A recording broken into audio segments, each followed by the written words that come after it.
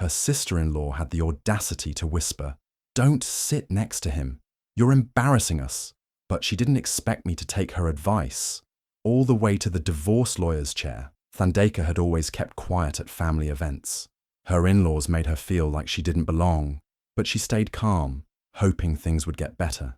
She never wanted to cause problems. She just wanted to be accepted and treated with respect. But everything changed the day of Saifo's cousin's wedding. She wore a simple lavender dress and arrived at the venue thinking she'd sit beside her husband, Saifo, like any wife would. But as she walked toward the table, Saifo's sister Linda stepped in front of her. With a fake smile and a cold voice, she said, "Don't sit next to Saifo. You're causing a scene." Thandeka froze. Her face felt hot. Her heart pounded. People were watching. And Saifo, he didn't say a word. He just looked away, like she didn't matter. Thandeka didn't argue. She didn't cry. She simply turned around and walked out of the hall. She had noticed a conference taking place in the hotel lobby earlier. A legal conference.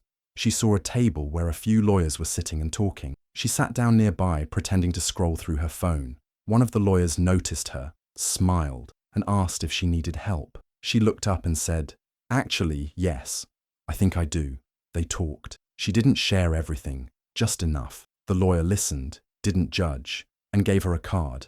That was the moment Thandeka knew. She didn't have to stay where she wasn't respected. That night, she booked an appointment. Saifo had no idea what was coming. Days later, he was served divorce papers.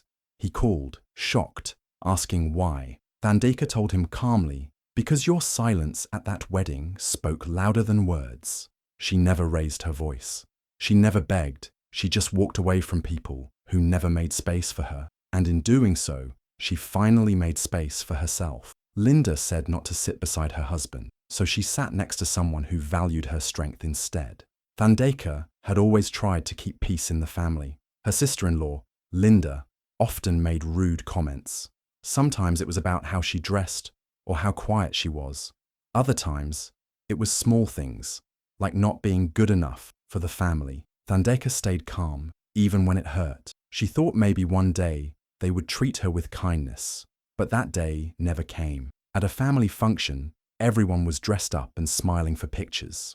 Thandeka came in, hoping for a normal evening. She spotted her husband, Saifo, already seated. She began walking toward him. That's when Linda stepped in front of her. She didn't yell or make a scene. She just smiled and whispered, "Let's keep appearances intact. Don't sit next to Saifo today." Her voice was soft, but the words cut deep. Thandeka looked at Saifo, hoping he had heard it, or would say something, but he didn't. He looked away, busy on his phone. That silence was louder than anything Linda had said. It was like he agreed, like he didn't want her there either. Thandeka didn't argue. She gave a small nod and walked away. She didn't cry. She didn't shout. She just sat at a different table and stayed quiet. But inside, something was changing. She was done being treated like she didn't belong. She was tired of trying to fit into a family that never accepted her. The rest of the evening, she said very little. She smiled when needed, took photos when asked, and stayed polite. But her mind was somewhere else. She was thinking about what her next step would be.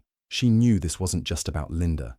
This was about Saifo and how he never stood up for. The next morning, she made an appointment with a divorce lawyer. She didn't tell anyone. She just went. The meeting was calm and quiet, just like her. She told the lawyer what happened and answered all their questions. They said she had every right to leave. A few days later, Saifo got the papers.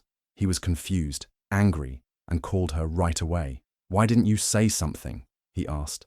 Thandeka didn't raise her voice.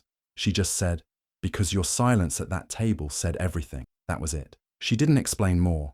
She didn't need to. For the first time, she chose herself over keeping the peace, and that was more than enough. Being quiet seemed easier than starting trouble. She tried to smile, nod, and stay out of the way.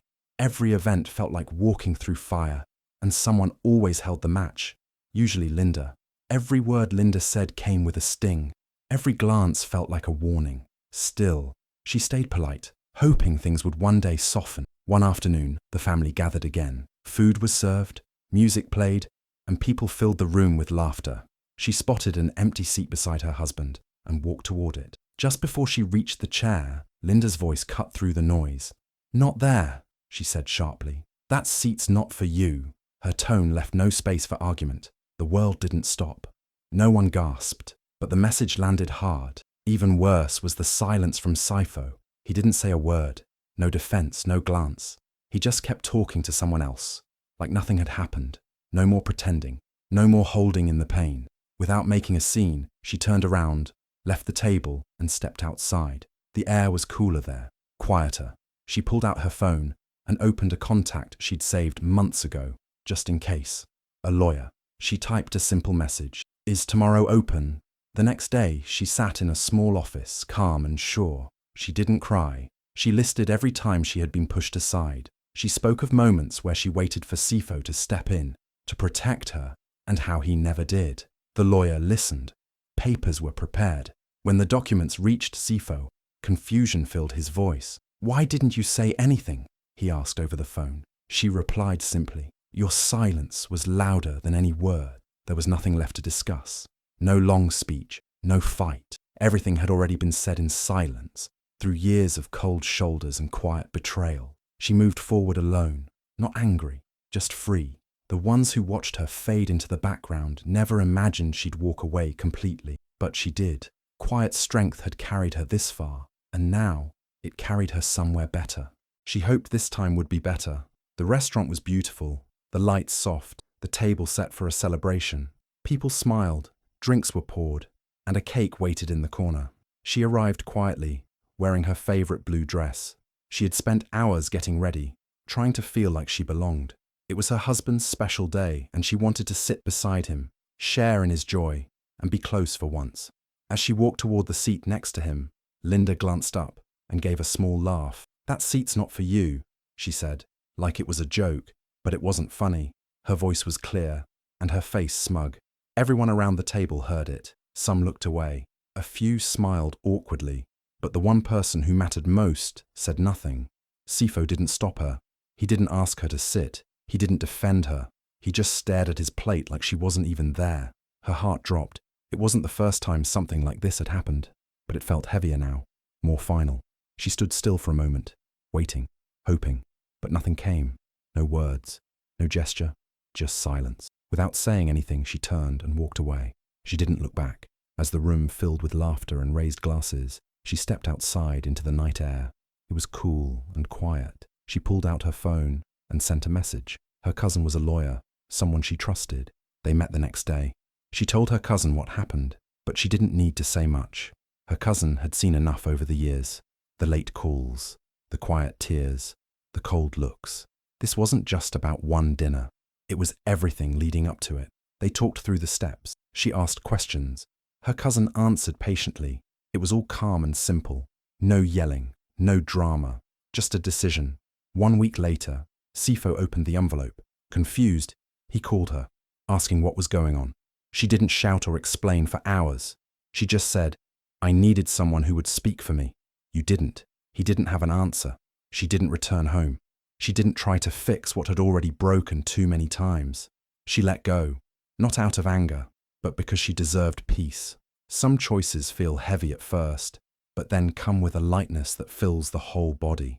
That's how it felt, like stepping into her own life, finally. She was always told to be kind, stay calm, don't take things personally. Thandeka followed this advice for years. Every time Linda made a rude comment, she stayed silent. Every cold glance or mocking word, she swallowed it. Everyone expected her to smile and move on, and she did, for a long time. It wasn't just one moment. It was many little ones, being left out of conversations, hearing laughter behind her back, feeling like a guest in her own home. Still, she tried. She brought gifts to family dinners. She helped clean after parties. She sat quietly, hoping one day they'd accept her. But no matter how much she gave, it was never enough. One warm afternoon, the whole family gathered under a big white tent for a reunion. Plates were full, children played, and music played low in the background. Thandeka found a seat near Sifo. She placed her drink on the table and smiled politely at the people around her. Then it happened. Linda leaned toward another woman and said,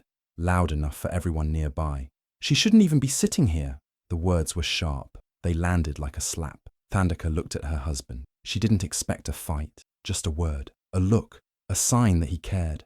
But he laughed, a soft, amused chuckle. That sound told her everything. It told her she was alone. It told her he agreed. It told her she had no place there.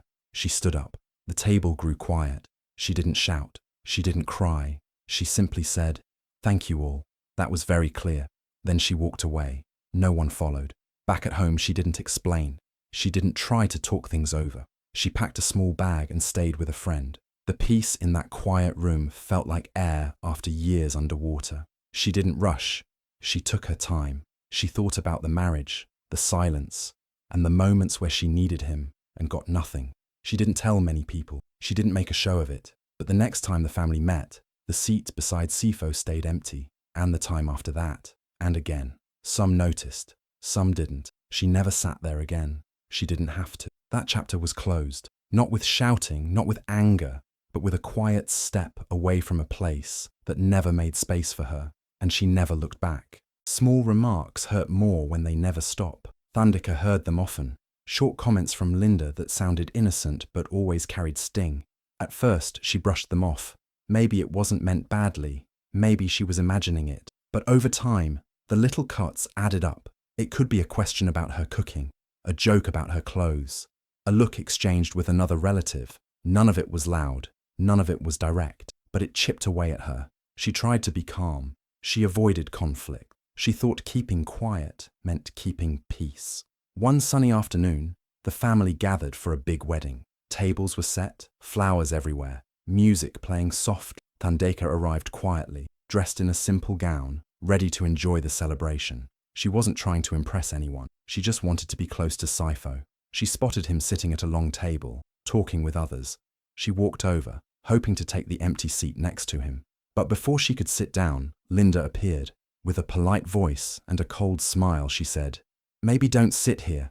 Let's not cause any trouble today." Thandika froze. She looked at Sifo, waiting for him to speak up. He said nothing. He didn't move. He didn't meet her eyes. That was the moment. Not loud, not messy, but clear. She smiled politely. "Of course," she said, then turned and walked away. The rest of the evening passed in a blur. People danced, laughed, posed for photos. She found a quiet corner and sat alone. No tears, no anger, just silence and thought. Later that night, back in her hotel room, she opened her phone. She found a number she'd saved but never used. A lawyer someone had recommended a while back. She sent a short message. "Are you available this week?" The reply came quickly. "Yes. What's going on?" They met 2 days later. The meeting was short. She spoke softly, clearly. She didn't share everything, just enough. The lawyer listened, took notes, and offered simple advice. Steps to take, things to gather. No rush, no pressure. She followed each instruction, carefully, quietly. Weeks passed. Then came the day she walked out. No fights, no raised voices, just a quiet goodbye. She didn't tell many people. She didn't explain. Some were shocked, others didn't ask. She left without fear, without shame, without regret. And for the first time in years, she felt light, because sometimes leaving isn't running away. Sometimes it's walking toward peace. Nothing feels heavier than always being the one left out. Thandika had lived like that for years. In every room filled with relatives, she felt alone. The conversations happened around her, not with her. Jokes were shared, memories told, but never included her. Smiles were fake. Hugs were forced. She kept thinking it would change. It didn't. At one big family celebration, she arrived quietly, hoping to just blend in and not cause any problems. She didn't expect warmth, just basic respect. The room was full of laughter, music, and people dressed in their best. She spotted Sifo at a long table, surrounded by cousins and uncle. A space beside him sat empty. She walked toward him slowly, holding her breath, trying to stay hopeful. But Linda stepped in again. Her voice was low but firm. "Don't sit next to Sifo. It'll look bad." No one else heard it, but that one line sank deep. Thandika froze. She didn't ask questions. She didn't argue. She glanced at Sifo. He had heard. He didn't speak. He didn't stop her. Her legs moved on their own, carrying her to a far corner. She took a seat at the edge of the hall, behind a pillar. From that spot, she watched them eat, laugh, and share stories. She held a glass she never sipped, stared at a plate she didn't touch. Her chest felt hollow, not angry, not sad, just empty. She stared at her husband. The man who once promised her comfort now avoided her eyes. She sat there, still and quiet, for hours. When it was over, she walked out, unnoticed. Back home, she packed away the dress carefully. No words were spoken that night, no fights, no questions. The next day she searched for a number, a recommendation from someone long ago. A lawyer, she called, booked a meeting, spoke clearly, explained only what mattered. There was no shouting, no blame, just facts. 7 days after the dinner, she walked into a quiet office. She signed papers, asked what came next. Everything moved fast, but she felt steady. She didn't feel confused or unsure. She didn't tell Sifo, not then. She waited until the paperwork was ready. Later, when he found out, he looked confused. She didn't explain much, only said, "You saw how they treated me, and you let it happen." She didn't cry.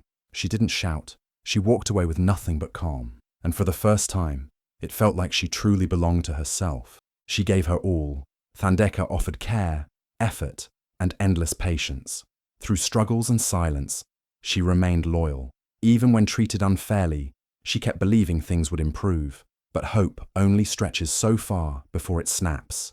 At a dinner filled with music, laughter, and noise, she entered quietly. Dressed with care, holding grace in every step, she walked toward her husband. As she approached, Linda spoke without hesitation, loud enough for others to hear. "Sit somewhere else."